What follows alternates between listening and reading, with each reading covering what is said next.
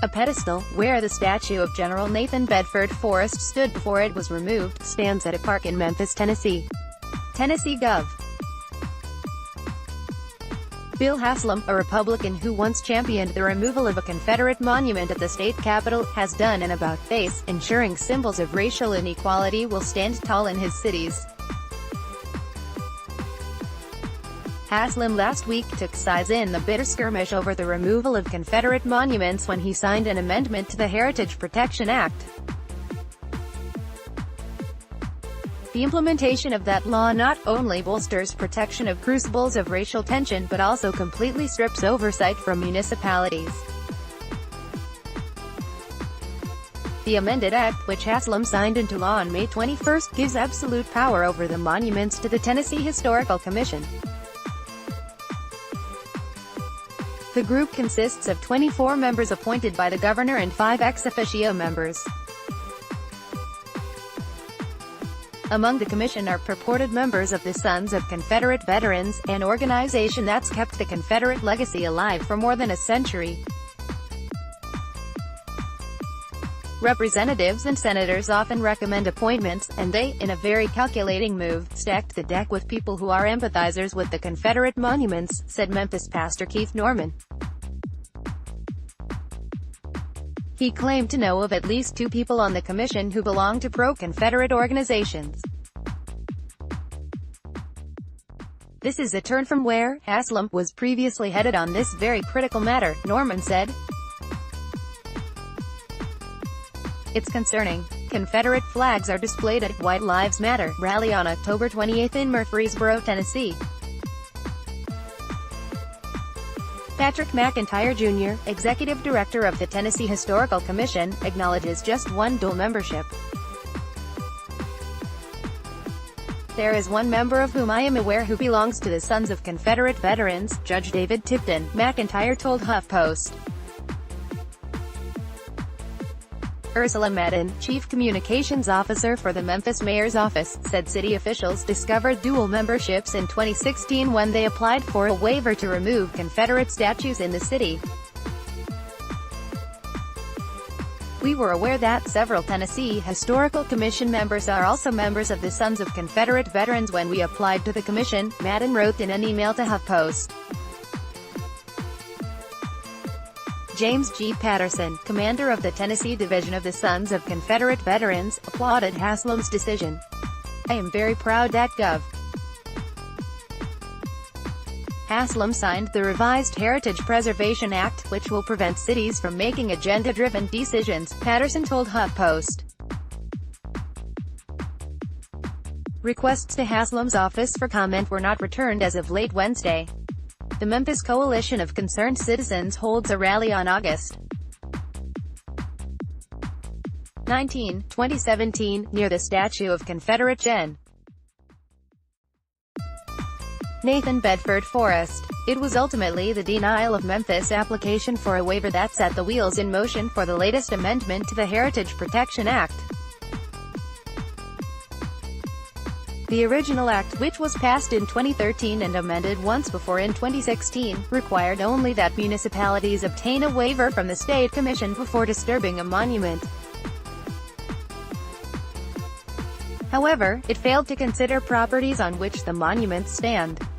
Memphis legally circumvented the waiver requirement by transferring ownership of 2 city parks that memorial stood on. The non-profit organization Memphis Green Space purchased the properties and promptly removed the statues of Jefferson Davis, the President of the Confederate States, and Confederate General Nathan Bedford Forrest, who was associated with the formation of the Ku Klux Klan. The statue of Gen. Nathan Bedford Forrest sits under a tarp on a truck after being removed from a Memphis park on December 20, 2017. The move angered many of the state's lawmakers, the majority of whom are white, including Republican State Rep. Steve McDaniel, who made it clear the majority black and Democratic city of Memphis had to be punished. He took this in direct aim at the city by sponsoring a controversial amendment to a state appropriations bill. The amendment, which cut $250,000 in funds earmarked for the Memphis 2019 bicentennial celebration, passed in the House by a vote of 56 to 31. If you recall, back in December, Memphis did something that removed historical markers in the city, McDaniel said on the House floor in April. It was the city of Memphis that did this, and it was full knowing that it was not the will of the legislature. Today is a demonstration that bad actions have bad consequences, and my only regret about this is it's not in the tune of millions of dollars, added GOP Rep. Indy Holt, State Rep. Ramesh Akbari, D. Memphis called the action hateful and unkind. The amendment Haslam signed not only closes the legal loophole Memphis found but also comes with the provision that municipalities cannot sell or transfer ownership of memorials without a waiver. Any one municipality that violates the law will become ineligible to receive grants administered by the Historical Commission and the State Department of Economic and Community Development for 5 years. This law takes the authority out of governing councils and elected officials. Norman said, "There's no question that they're playing to a white base here. We should not have members of agencies or organizations with an agenda voting on whether the monuments should stay. I'm a member of the NAACP, but if there was an act or an article involving the NAACP, I would recuse myself from voting." Patterson said it's absurd to think or even suggest that pro-Confederate heritage organizations should not be able to serve on the commission. It would be dangerous to eliminate people from the commission because of organizations that they are affiliated with, he said. A group of neo-Nazis holds up a banner on Jan. 6 to protest the removal of 2 Confederate monuments in Memphis. The movement to remove Confederate monuments in cities across the United States began in earnest in 2015, after a white nationalist killed 9 black parishioners in Charleston, South Carolina. Momentum grew in August 2017, when a man allegedly linked to white supremacist groups rammed his car into a crowd of people protesting a white supremacist rally that was held in defense of a Confederate monument in Charlottesville, Virginia. 1 person was killed, and 19 others were injured. Those who want to preserve monuments to the Confederacy claim they are emblems of heritage and regional pride. These monuments were placed many years after the war was over, Patterson said. They were placed to remember the soldiers and leaders from the community that fought to defend their homes and families. Civil rights activists are blocked by National Guardsmen while trying to stage a protest in Memphis, Tennessee, on March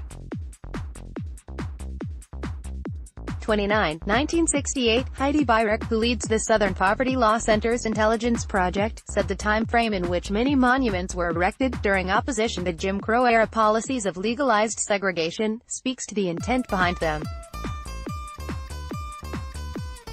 They were put up in periods when there were advances of civil rights for blacks, Beirich told HuffPost. They were an in-your-face white supremacist reaction to that. None of the individuals HuffPost interviewed who support taking down Confederate monuments wants them destroyed. Instead, each suggested they be moved to more suitable locations. They are extremely offensive to people of color and people who do not view the Civil War as having been the war of Northern aggression, Beirich said. It would be far better to get these off public lands and put them where they can be interpreted appropriately, according to the history. The partially covered body of slain American civil rights leader Martin Luther King Jr. on the balcony of a Memphis motel after his assassination on April 4, 1968. People value history and what they believe to be records of history, Norman said. I'm not trying to erase or redact anyone's history, but I'm very clear in that what's best for our cities is to move them elsewhere. Patterson made it clear his organization has no interest in a compromise.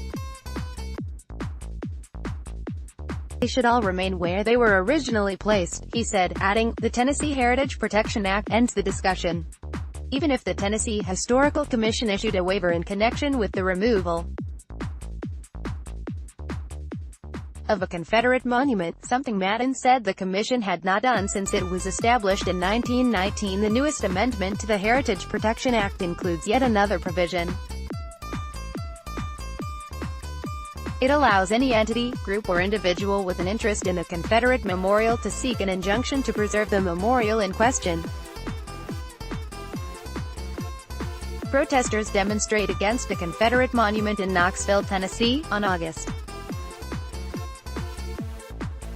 26, 2017. The rally was held 2 weeks after a gathering of white supremacists in Charlottesville, Virginia, turned deadly. While emotions remain mixed, one thing is clear, many Tennessee lawmakers aren't yet ready to give up what some view as racist participation trophies. Send David Lohr an email or follow him on Facebook and Twitter. White supremacy won't fall with just a few statues. Sign up for our email to get updated on our latest coverage. Download Photo Gallery New Orleans March Against White Supremacy.